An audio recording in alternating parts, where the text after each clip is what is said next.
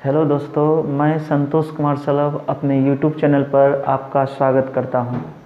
आज हम बात कर रहे हैं बीपीएससी 65वीं मेंस के स्टैटिक्स पेपर पर और आज हम कुछ प्रश्न लेकर आए हैं जो आपको मेंस देने में मदद करेगा और आपके बेसिक कंसेप्ट को क्लियर करेगा।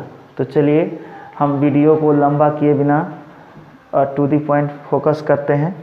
तो ध्यान दें पहले इस क्वेश्चन पर। ये है पाई चार्ट से प्रश्न दिया गया है जो बीपीएससी 65वीं जो आगे डेट है संभावित उसके लिए है ये, और जिसमें डायरेक्शन है किसी कार्यालय में काम करने वाले व्यक्तियों की संख्या 3000 है, जिसमें कुल 5 विभाग हैं तथा इस पांचों विभाग में कार्यरत पुरुष तथा महिला अनुपात को सारणीबद्ध किया गया है। ये सारणी में बनाया गया है तथा विभाग में कार्यरत व्यक्तियों की संख्या को पाई चार्ट पर दर्शाया गया है।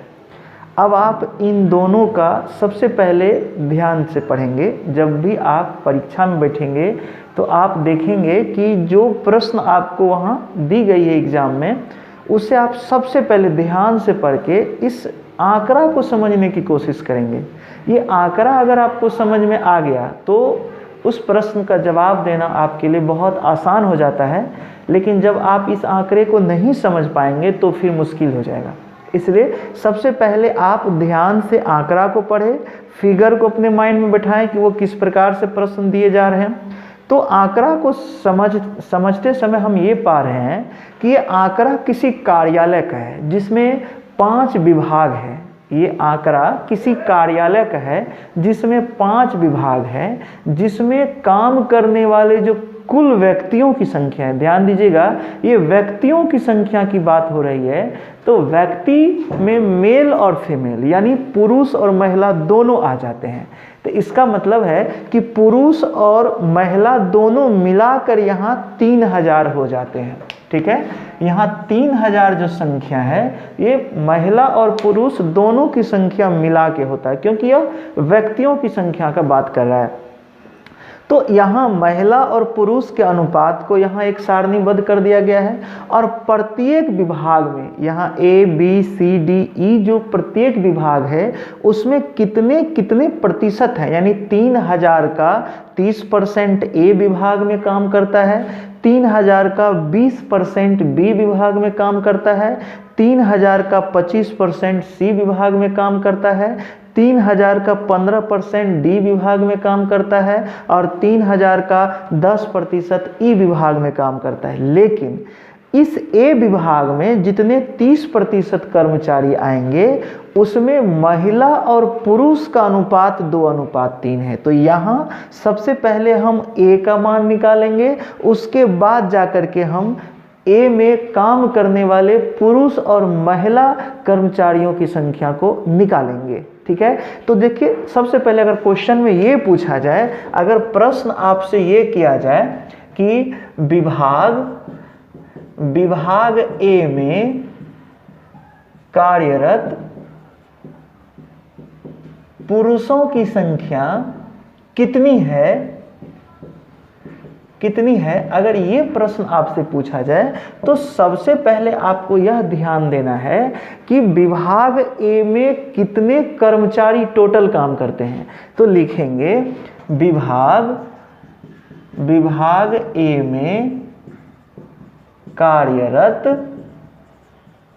कुल कर्मचारी की संख्या। तो हमने वहां पर पिछले वीडियो में देखा था कि 3000 का 30% निकालेंगे, क्योंकि 30% कर्मचारी विभाग ए में कार्यरत है। यानी 3000 का 30% जब हम करेंगे तो हमारा टोटल 900 कर्मचारी हो जाता है जो विभाग ए में कार्यरत है। तो विभाग ए में अगर 900 कर्मचारी कार्यरत है तो इसमें महिला और पुरुष दोनों काम कर रहे हैं। तो अगर प्रश्न पूछता है कि पुरुषों की संख्या बताएं, तो अब हम देखेंगे कि विभाग ए में पुरुष कर्मचारियों, पुरुष कर्मचारियों तथा महिला कर्मचारियों का अनुपात जो आपका दिया है 2:1। अतः विभाग ए में कार्यरत पुरुषों की संख्या बराबर हो जाएगा, क्योंकि यहाँ 900 कर्मचारी काम करते हैं, तो 900 कर्मचारी में आप पढ़े होंगे रेशियो में कि यहाँ पुरुषों की संख्या जो है यह 2/213 भाग हो जाएगा। आप ऐसे भी बना सकते हैं, या 213 मिला करके 900 होता है, तो आप इसको ऐसे भी कर सकते हैं, आप यहाँ ये भी कर सकते हैं। अतः विभाग ए में कार्यरत पुरुषों की संख्या हो जाएगा 900 का 2/3 भाग, यानी 213। चूँकि टोटल कर्मचारियों की संख्या 9 होगा, तो यहाँ 3 तिया 9, यानी 600 जो है वो पुरुष कर्मचारी हो जाएंगे, हमारा आंसर हो जाएगा। दूसरे शैली में आप इसको ऐसे भी बना सकते हैं कि अगर इतना में आप ये कहेंगे कि पुरुष और महिला,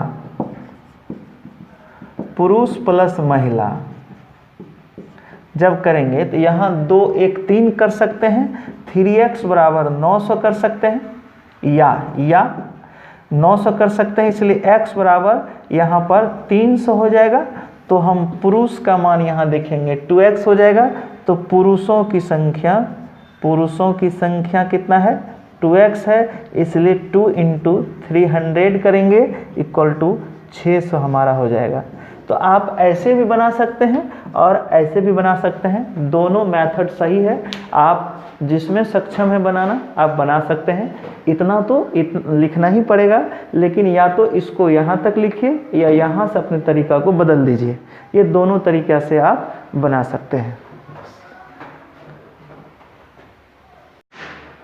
दूसरे प्रश्न में हम देखते हैं कि दिया है कि विभाग ए, बी तथा सी में कार्यरत महिला कर्मचारियों की औसत संख्या कितनी है। महिला कर्मचारियों की औसत संख्या, यानी कि हमें विभाग ए, बी और सी में कितनी महिलाएं हैं पहले उसकी संख्या निकालनी होगी, उसके बाद हम उसके औसत को ज्ञात करेंगे। तो चलिए देखते हैं, इसका सॉल्यूशन करते हैं। पहले लिखेंगे कि विभाग ए में कार्यरत कुल कर्मचारियों की संख्या। देखिए, तो पहला क्वेश्चन में इस तरह का था कि 3000 का 30%, 3000 का 30% अगर कर देंगे तो यहाँ पर 900 कुल कर्मचारी हो जाते हैं। उसी प्रकार से विभाग ए में कार्यरत महिला कर्मचारियों की संख्या, महिला कर्मचारियों की संख्या। तो जब महिला कर्मचारियों की संख्या होगी तो 900। ए में महिला 2/2 जैसे कि यहाँ पर देखिए मेल और फीमेल बराबर 2:1 दिया हुआ है, 2:1 है, तो महिला का भाग हो जाएगा 1/3। ठीक है, जैसे कि पिछला प्रश्न में हमने देखा कि पुरुष का भाग 2/3 था, तो इस तरह से महिला का 1 और 2 और +1 3 को हम 1 में डिवाइड करेंगे तो 1/3 हो जाएगा। यानी विभाग ए में कार्यरत महिला कर्मचारियों की संख्या हो जाएगा कुल कर्मचारियों की संख्या का, यानी जो विभाग ए में कुल कर्मचारी काम करता है उसका 1/3 हो जाएगा, 3 तिया 9, यानी 300 कर्मचारी महिला कर्मचारी जो है विभाग ए में काम करती है।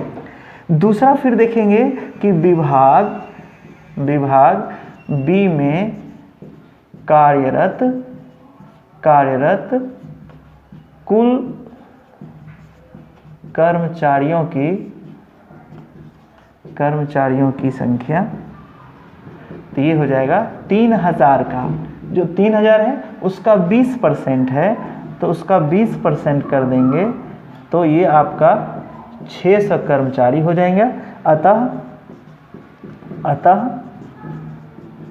विभाग बी में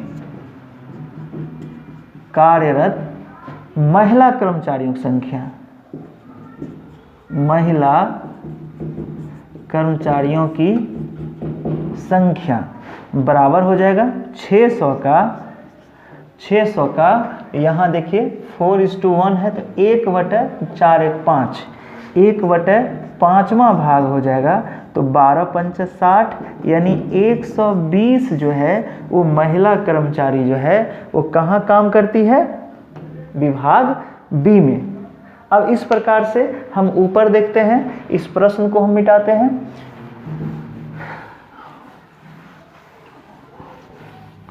फिर हम देखते हैं कि विभाग सी में कार्यरत कुल कर्मचारियों की संख्या। तो देख लीजिए विभाग सी में यहाँ 25% कर्मचारी काम करते हैं तो 3000 का 25%, 3000 का 25% हो जाएगा, 25 दिया 75, 750। तो 750 मेल और फीमेल है। अतः विभाग सी में कार्यरत महिला कर्मचारियों की संख्या बराबर 750 का, यहाँ देखिएगा रेशियो 3:2 है, 2/5 भाग होगा क्योंकि मेल और फीमेल का जो अनुपात है ये 3:2 है। तो यहाँ पर देखिए 15 × 5 = 75 हो जाएगा और ये 15 × 9 = 30, 300 हो जाएगा। यानी कि इस प्रकार से हमारा विभाग ए में महिला की संख्या 9, 300 हो गया, और विभाग बी में महिला की संख्या 120 हो गया, और विभाग सी में महिला की संख्या 300 हो गया। अब इसका हम औसत निकालेंगे।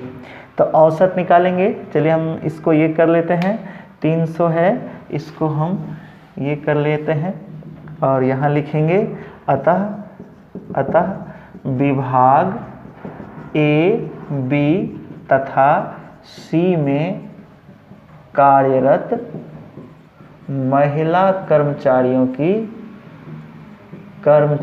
की औसत संख्या बराबर, ये 300 था, 300 प्लस यहाँ 120 था और फिर 300 था, और चूंकि 3 विभाग है ए बी सी, इसलिए इसमें 3 से डिवाइड कर देते हैं। तो 3 से डिवाइड कर देते हैं, तो जोड़ दीजिए इसको, आप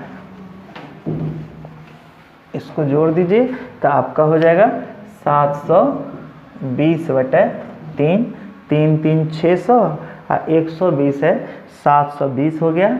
अब आप इससे 3 से भाग दे देंगे, आपका लग जाएगा 24, यानी 24 दिया 72 हो जाएगा, यानी 240 जो है यह आपका आया औसत संख्या ए बी सी में काम करने वाले महिला कर्मचारियों की संख्या। तो इस प्रकार से आपका ये प्रश्न का आंसर हो गया।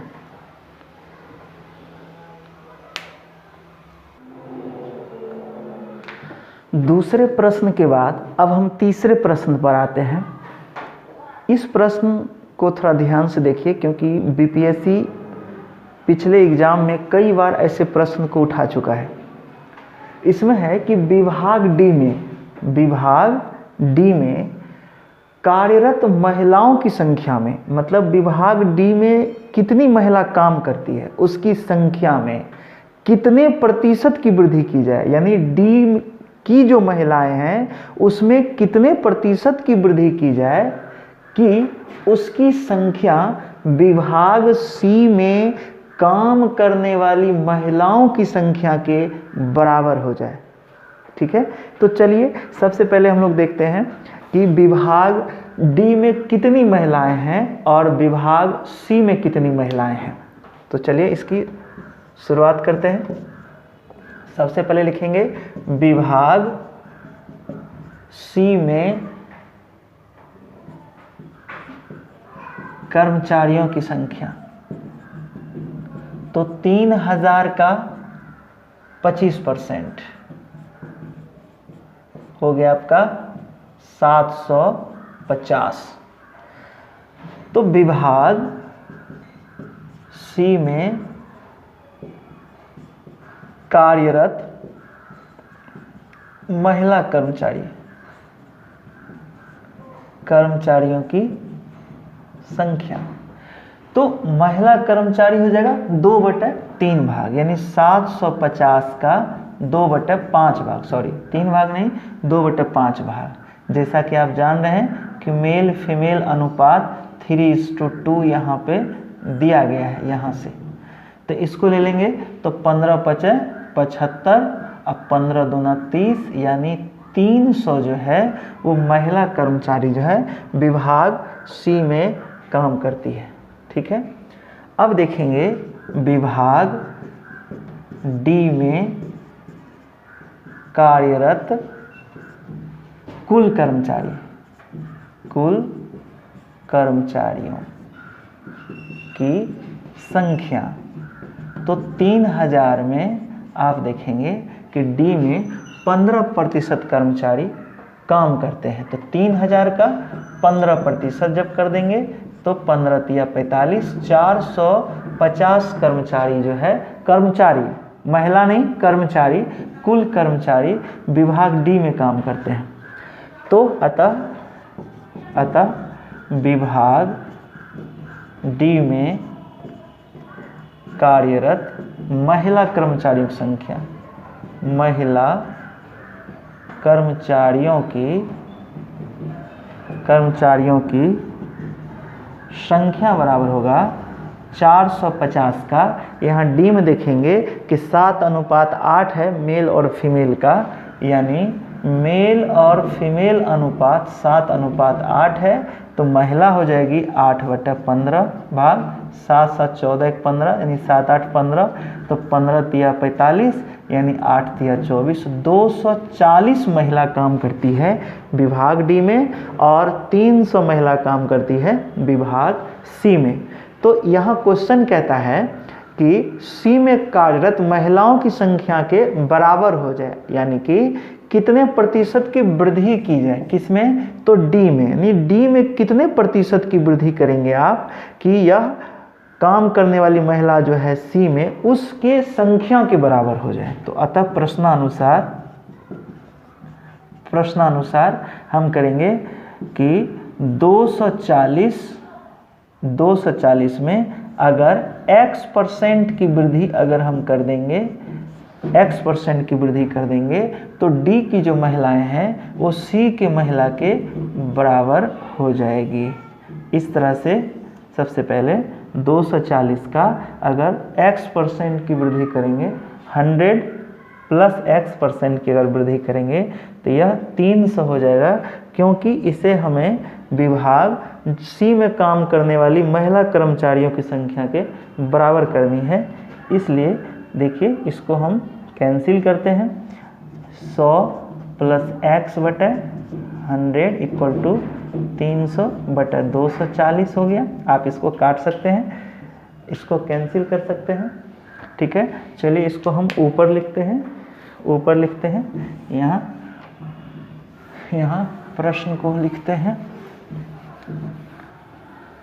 यहाँ लिखते हैं इसको हम के 240 गुने 100 + x/100 बराबर 300।